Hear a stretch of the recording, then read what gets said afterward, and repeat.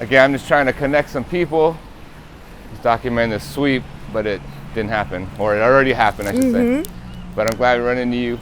And I start with people's origin stories. Okay. With, tell me about yourself. Where were you born and raised? I was born here in Seattle. I was born at the University of Washington in the county of King. Okay. I grew up in Skyway, a little town south called Skyway. I went to Renton School District. Let's see. I have 5 children. My twins gave me a 2-for-1 type deal here. My twin girls. Yeah, I've never been married. Never had the honor of being married. And I have a little bit of college education. Well, tell me about growing up. You spent most of your childhood in Skyway? I did, yes. With mom I had, my mom was there, yes. I had a stepfather, my baby brother, rest his soul, and went on, and my grandmother walked into the forest.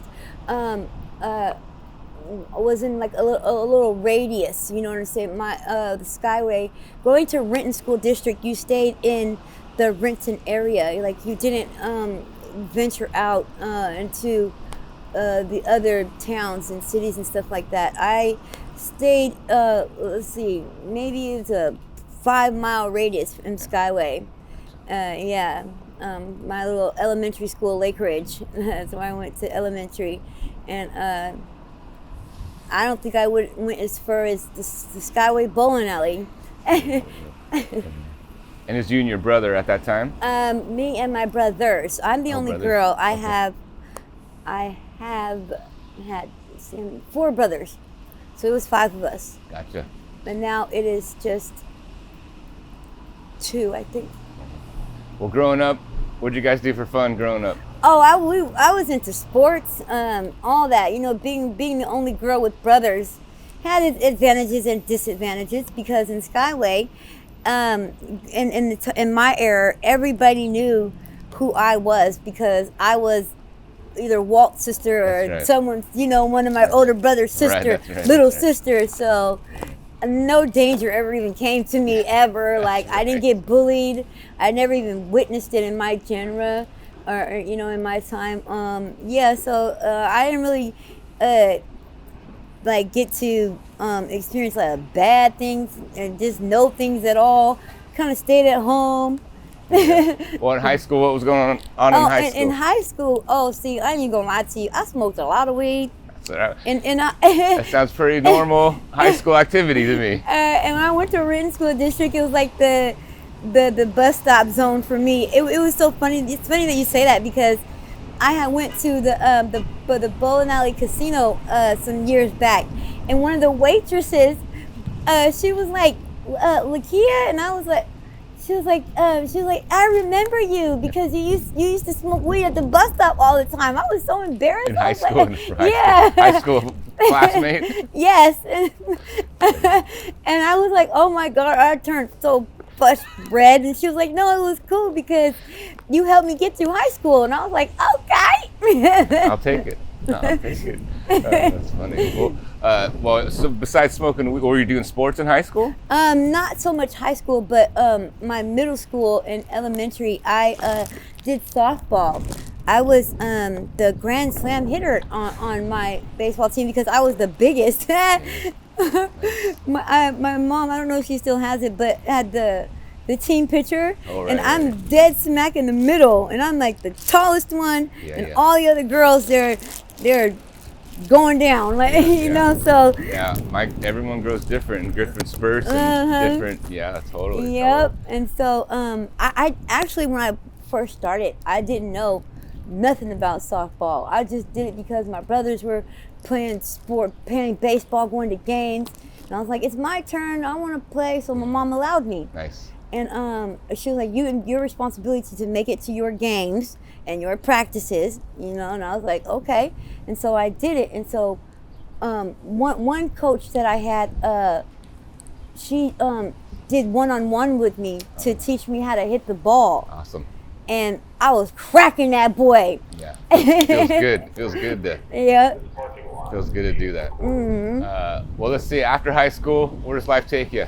Okay, so the high school, because I was smoking so much weed, the high school scene really wasn't for me. So I actually stopped going to Renton and went to this little program that's not there anymore. But it was called Career Center for Alternatives. Okay. It was on Rainier Avenue. It was, Career Center for Alternatives, and that's where I got my GED from, through the United Indians of All Tribes. I am Alaska Native. Oh, gotcha. I see. Awesome. And then let's see, I don't know how old, 17 when you were out of high school, around there? Yep. I was, let's see, because I stopped my junior or sophomore year. Yeah, so you're probably earlier, 16. Yep. Maybe. And I actually got my GED I'm the class of 01, Okay. but I graduated with the class of 2000. Gotcha. Yeah, year earlier. And then where does life take you? What are you doing? Life took me Late teens, early 20s. Let's see. 18. I got this job called through Yo. It was called Youth Opportunity. Let's see. It was a summer job.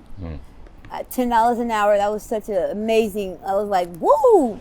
Yeah. I ended up getting pregnant with my first son at 18. Had him at 19. Was working because their dad, he's about 13 years older than me. So, he didn't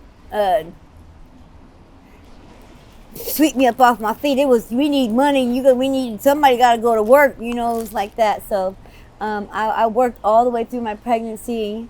And you're living where at this time? I was living with my son's mom, and my son's dad and his mom. Gotcha. Off of Hanford. Gotcha. So both of you guys were living there at his during your mom's house. pregnancy. Gotcha. Yep.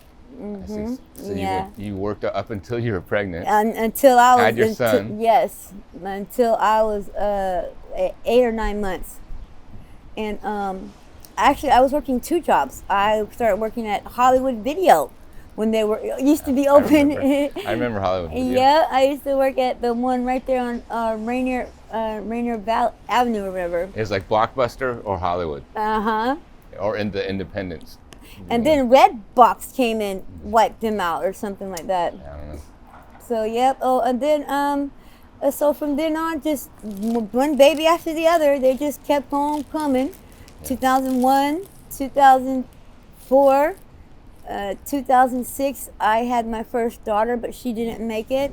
And then right after that, 2005, my daughter Larea, she's 18 now, and she goes to Franklin High School and works at the Rainier Beach KFC. I'm so proud of her. She passed her SATs, so I picked out like 5 different graduation cards that I'm trying to figure out which one I wanted to give her. Give them all to her. Right? Why not? I know that's right. I sure am. You don't have to do one. Just give them all to her. Why not? Yeah, I sure am. And so, let's see. Well, then you had twins. So my twins are 8. So Okay. I am 41, I think. So, yeah, I'll be 42 this year. So I done had some twins in my 30s. Now this is with the same fella? No. That same gentleman? No. Or the other children, or?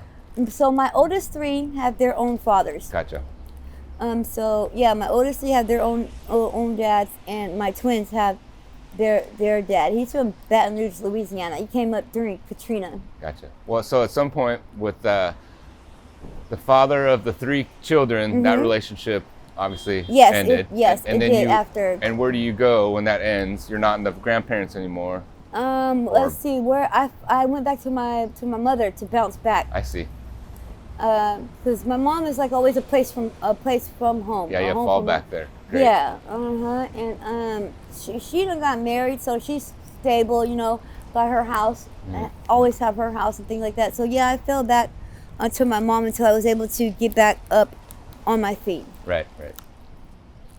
And then you had, let's see, you have 5 children? Cinco,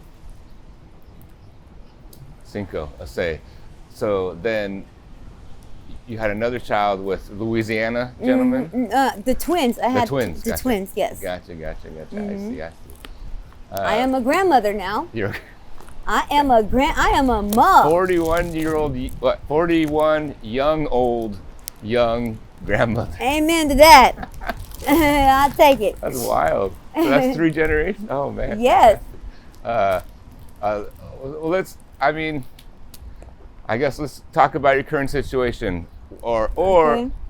there's this piece of at some time in your life you became unhoused, and folks that I've talked to, it's like a gradual here to here to here to here to here. What was your story like with that?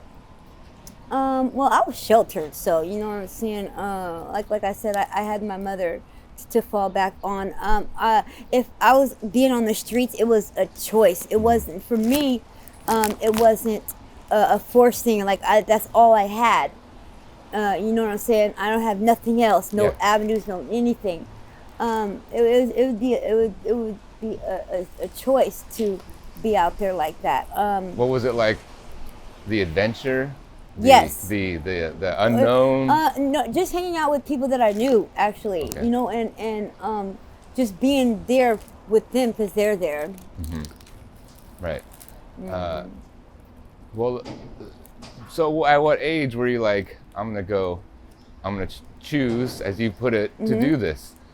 Oh, To be out there. I started doing that at young age. Oh, so gotcha. I was probably like 14, being on the streets of downtown Seattle. Oh, gotcha. Yeah, so I was out there, but pretty young. You know what I'm saying? Way before I even had children. I see. But because when I started having my children, I left the streets alone. You know, I'm a mother now. I'm a mom. I can't be out there doing stuff like that no more. You know, so What was the draw? What was the draw at 14? Just Seattle? Yes, I wanted to get away from my brothers and get away from Skyway. Yeah. And just see what was out there.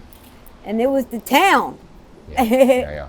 Gotcha. Curiosity. Yep. Yeah, could be a big one. Well, let's talk about your current situation. Where you were. Okay, my current situation is I done accumulated some things. I wouldn't necessarily say that I'm a hoarder, because the things that I accumulated are things that I need. Yeah. And you were staying over here. Yes. And then I think earlier I asked you, where are you headed? You said to the bus stop. You said yeah. the bus stop. To go where? To go south, to go downtown. I need to go handle some business. I need to go get because being on the streets, they steal your stuff. Sure. So I had my wallet stolen, and so now I got to replace my EBT card, replace my Orca card, replace my license, and things of that genre. Yeah. So in order to feel secure on the light rail and stuff like that, I'm gonna pick up my Orca card. Yeah. I was talking to a gentleman who he used to ride the light rail and without an Orca card, and he just would feel not very good. But then he got an Orca card and just feels so much better, relief, stress-free. I mean, is that similar kind of? It is. It's a cringy feeling because you don't know when enforcement's gonna get on the light rail. You know, and you're not even paying attention to. You could be tired and just want to close your eyes and rest for that moment of security time. You know, because you don't have to worry about none of that. You know, you just ride and you listen for your stop and you get off. But when they get on, they're gonna want to search, you tap your card, and if you ain't got it, they'll make you get off and sometimes call the police on you, and depending on your cooperation. Because some folks ride the light rail when it's raining, Yep, just to get some sleep. He would sleep on there. He'd go all the way and just sleep. keep going back and forth. Right. And so to do it, well, I guess to use the words legally, it's probably just, That's what it is. And just to be like part of the society and just the way stuff functions. I don't know. Yep. Last question, Miss Wright. Is there anything that you'd want to say to the people of Seattle? Yes, it's always a brighter day. Don't let this day take away your joy or your happiness. I love it. Love it. Well, tell me about your kids? You talking to your kids, your twins, and all that stuff? Well, it's a very touchy subject with my twins because their dad is not really a nice guy. He's an abusive, very abusive dude, and we're not on talking terms right now, and I'm not sure that we ever will be. For safety issues, things of that nature. And they're with him? Yes. Mm-hmm. Yeah, that's tough. It really is. Very difficult. Yeah, that I mean, like I said, I got 2 little girls, and that would kill me not to see them. And it's like I just don't understand. I went from being a stay-at-home mom. I was a stay-at-home mom for 4.5 years with my twins when they were born, because when they were first born, they had respiratory issues, and so they weren't allowed by my decision to go into any child care facility because I wasn't confident that they could address their issue at that time. So what happened with them is that their esophagus didn't fully develop, and there's nothing you can do with that. You just have to let them grow into it. And so what happens is that when you feed them, it regurgitates. Right. It comes back out. It just does through their nose, the mouth, and it's for any other human being, it would be a scary, frightening situation. You wouldn't know what to do. You'll panic. Me being mom, I never panicked. I knew what to do. It's this equipment that you get the sucky thing, you just suction it out for them so that they can have a clear airway. And their dad, boy, like he just went to work and he couldn't wait for them to grow out of it, and it took about 3 years. So in that 3 years, no babysitter, never ever. Yeah, just you. Just me. That's exhausting. Just twins. Me. Yeah. I loved every moment of it though. I enjoyed and loved. I wouldn't change it for the world. I wouldn't have. I hear you. That's true. It's like you can just be so out of gas. Yep. But of course you love your kids. Of course, there's no place you'd rather be but with your kids. Absolutely. Yeah, I hear you. That makes sense. Yeah, and it would be so funny when he would try and feed them because he would be scared, shaking, and I'm like, "You're feeding them solids. It's okay, silly." Yeah. And they'd grown into their esophaguses by then. Oh yeah, they some big girls now. Oh yeah, 2 girls. I love it. Well, thank you for sharing. You're welcome. Thanks for just hearing your story and hearing your voice. It's awesome. All right, let me grab that little mic. Can I give you a hug? You open? Yeah. Oh, I love it. Thanks so much. Yes, you're welcome. You have you got some sunshine coming out of you.